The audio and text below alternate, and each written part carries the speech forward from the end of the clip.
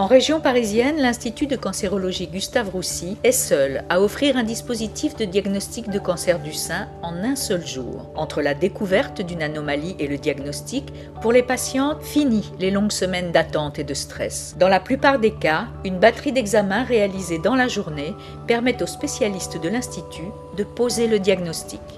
Actuellement, je viens de passer une échographie. Et maintenant, on va faire ce qu'on appelle une ponction. Normalement, l'analyse se fait immédiatement.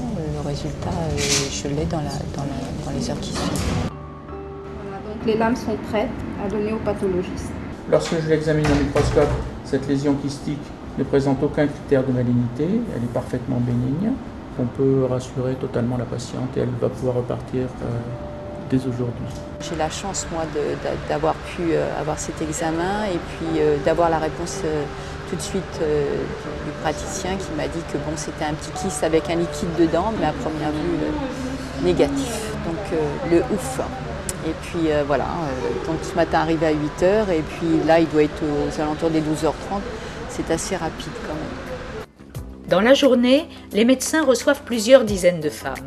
Pour la moitié d'entre elles, le diagnostic confirme un cancer du sein et le temps épargné est ici un atout majeur.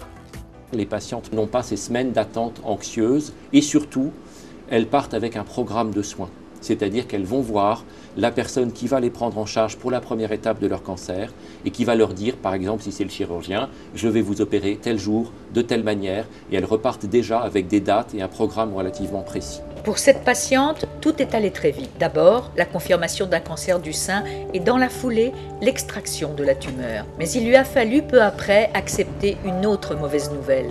Le chirurgien m'a dit on est obligé de faire l'ablation.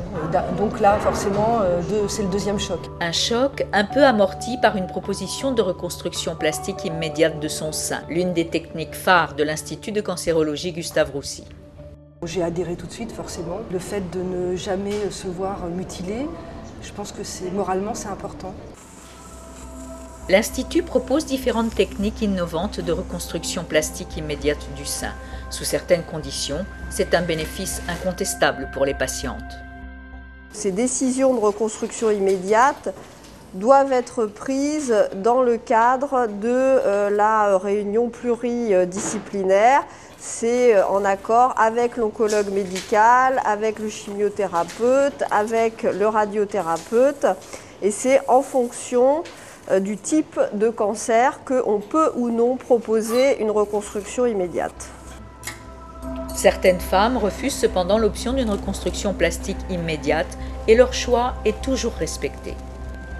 Il y a des patientes qui ne sont pas prêtes à ça, qui préfèrent gérer la maladie dans un premier temps et puis dans un deuxième temps s'occuper du côté esthétique. L'ablation du sein malade est terminée. Le chirurgien peut alors reconstruire le nouveau sein. En fait, il faut créer une loge en arrière du muscle grand pectoral pour mettre en place la prothèse. Dans un deuxième temps, il faudra faire une retouche sur l'autre sein pour le rééquilibrer. Et puis dans un troisième temps, on reconstruira le bout du sein, soit avec une petite greffe de peau, soit avec un tatouage. En attendant ces petites retouches plastiques, la patiente repart maintenant vers son parcours de soins personnalisé.